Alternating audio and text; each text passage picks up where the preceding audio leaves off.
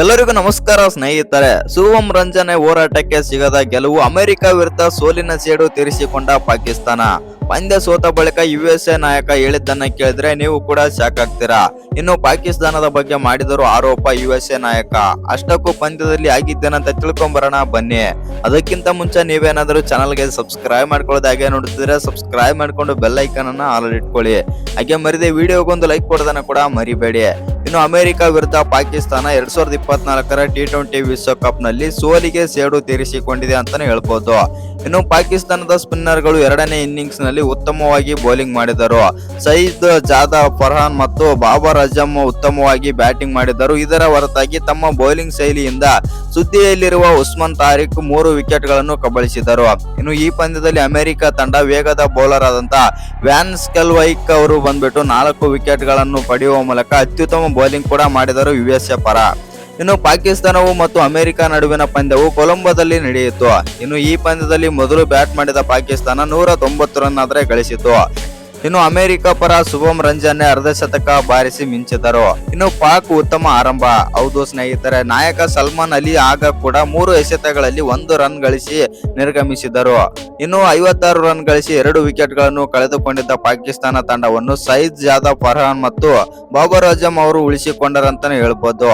ಈ ಇಬ್ಬರು 3ನೇ ವಿಕೆಟ್ಗೆ 81 ರನ್ಗಳ ಜೊತೆ ಆಟವಾಡಿ ಸ್ಕೋರ್ ಅನ್ನು 137ಕ್ಕೆ ತಲುಪಿಸಿದರು. ಇನ್ನು ಈ ಸ್ಕೋರ್ ನಲ್ಲಿ ಬಾಬರ್ ಅಜಮ್ 32 ಎಸೆತಗಳಲ್ಲಿ 4 4 ಮತ್ತು 1 ಸಿಕ್ಸರ್ ಸಹಾಯದಿಂದ 46 ರನ್ ಗಳಿಸಿ ಔಟ್ ಆದರು. ಇನ್ನು ಅಮೆರಿಕ ಅದ್ಭುತ ಆರಂಭ. ಹೌದು ಸ್ನೇಹಿತರೆ, ಗುರಿಯನ್ನು ಬೆನ್ನತ್ತಿದ ಅಮೆರಿಕ ತಂಡವು ಉತ್ತಮ ಆರಂಭವನ್ನೇ ಪಡೆಯಿತು.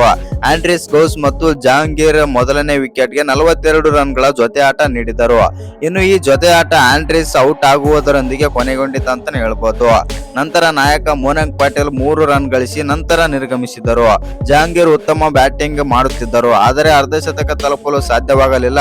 49 ರನ್ ಗಳಿಸಿ ನಂತರ ಪೆವಿಲಿಯನ್ಗೆ ಮರಳಿದರು. ಇದಾದ ನಂತರ ಅಮೆರಿಕ ನಿರಂತರವಾಗಿ ವಿಕೆಟ್ಗಳನ್ನು ಕಳೆದುಕೊಂಡಿತಾ ಹೋಯಿತು. ಇನ್ನು ಶುಭಂ ರಂಜನೆ ಅರ್ಧಶತಕ.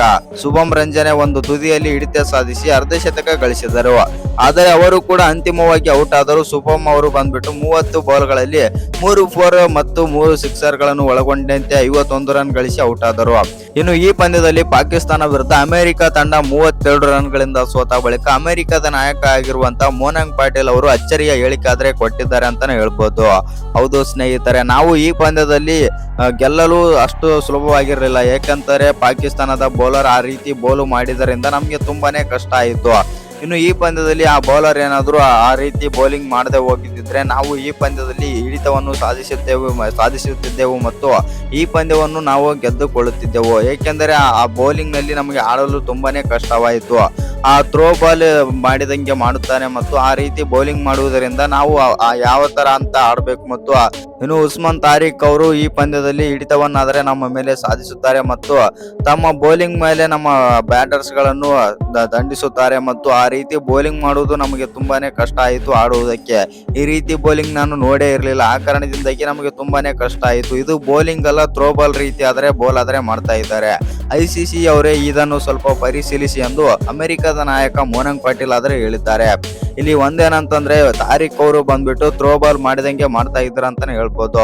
ಇನ್ನು ಪಾಕಿಸ್ತಾನದ ಈ ಬಾಲರ್ ಬಗ್ಗೆ ಏನ್ ಅನ್ಸುತ್ತಂತ ಕಮೆಂಟ್ ಮಾಡಿ. ಹಾಗೆ ಇನ್ನು ಯಾರ್ಯಾರು ಚಾನಲ್ಗೆ ಸಬ್ಸ್ಕ್ರೈಬ್ ಮಾಡ್ಕೊಂಡಿಲ್ಲ ಸಬ್ಸ್ಕ್ರೈಬ್ ಮಾಡ್ಕೊಂಡು ಬೆಲ್ ಐಕನ್ ಅನ್ನ ಆಲ್ ಇಟ್ಕೊಳ್ಳಿ. ಹಾಗೆ ಮರಿದೆ ವಿಡಿಯೋಗೊಂದು ಲೈಕ್ ಕೊಡೋದನ್ನ ಕೂಡ ಮರಿಬೇಡಿ.